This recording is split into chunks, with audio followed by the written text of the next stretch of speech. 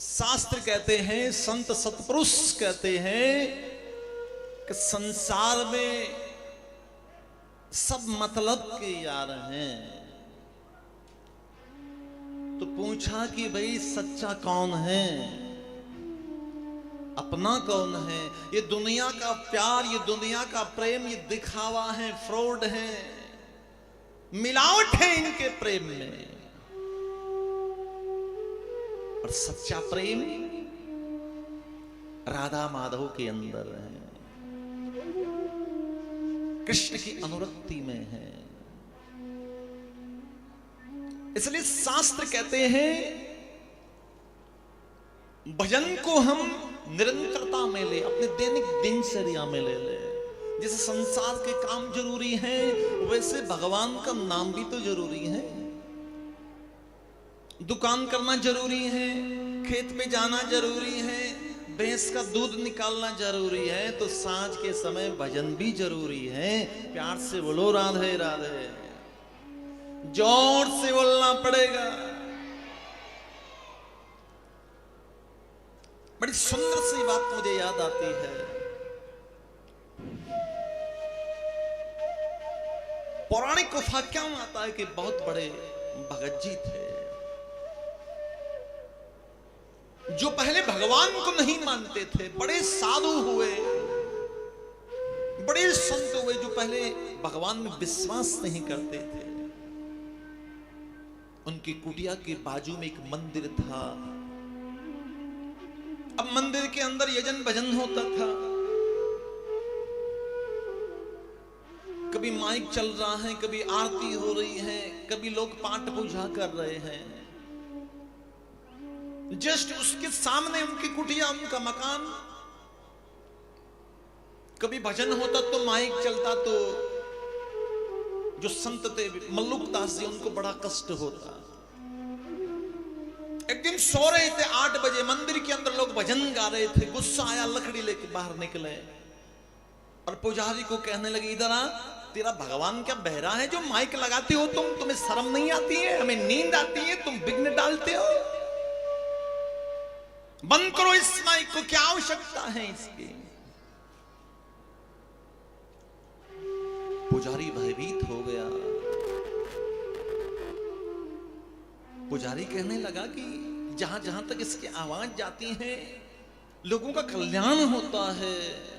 बोले बहुत कल्याण कर दिया भैया, तुम्हारा भगवान बहरा होगा लेकिन हम बहरे नहीं। हमें सुबह काम पर जाना पड़ता है, हमें काम करना पड़ता है। नींद पूरी नहीं होगी तो हम काम कैसे करेंगे? पुजारी ने अपने मुंह से कह दिया कि आप चिंता मत करिए, सबको भगवान पूर्ति करता है, सबको दाना पानी भगवान देते हैं। जीव उठता भूखा है लेकिन सोता भूखा नहीं है।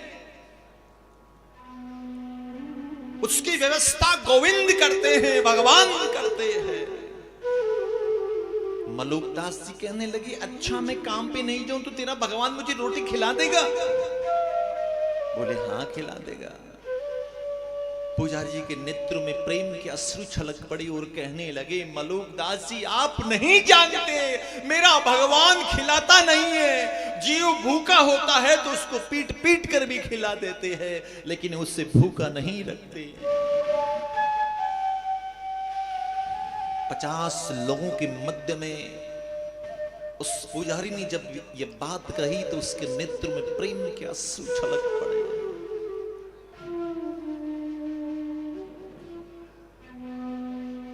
मलुक दास ने कहा,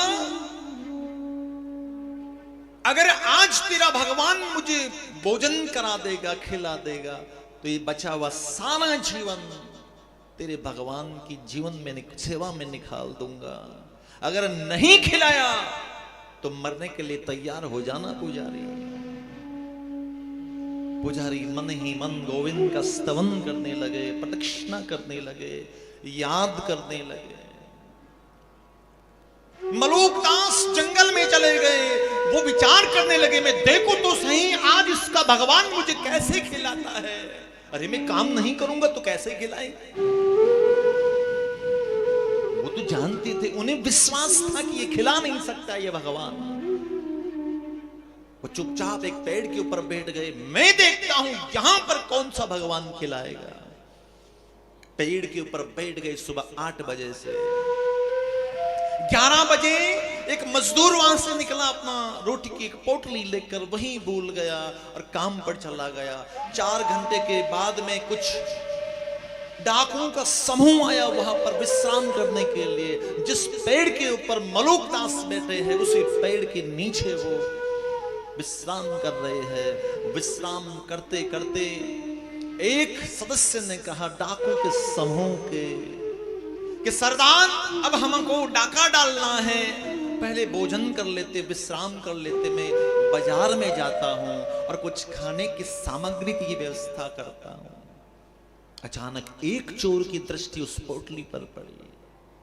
अरे बोले सरकार, भोजन तो यहीं मिल गया है, चलो हम पा लेते हैं। चोरों के सरदार ने कहा कि नहीं ठहरो, हो सकता है किसी ने इसमें जहर मिलाया हो, आसपास देखो कोई ना कोई जरूर होगा।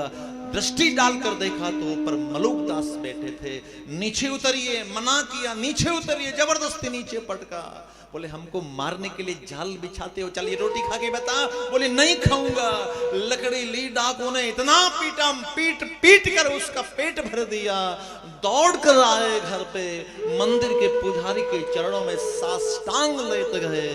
बोले तुम ठीक कहते हो, तुम्हारा ठाकुर पीट पीट कर खिलाता है। मैं समझ गया कि इस संसार के अंदर ऐसे कितने ही जीव हैं जो कुछ नहीं करते हैं, लेकिन फिर भी गोविंद उनका भरण पोषण करते हैं। अजगर करही ने चाकरी, पंछी करही ने काम, दास मलूका ये कहे सबके दाता राम। भगवान सबकी पूर्ति करता है। जिसकी जितनी योग्यता है वो राधा माधव उसकी पूर्ति करते हैं। बस उसके दर पर आने की देर है, उसी के दर पे आने की देर है। और जीवन की आकांक्षा होती है कि एक वो दर है जहां मरने की चेष्टा होती है। लोग कहते हैं कि मरते समय जिसका नाम लेते उसके धाम को जाना पड़ता है, इसलिए तो गीता सुनाई जाती है, पाठ सुनाया जाता है।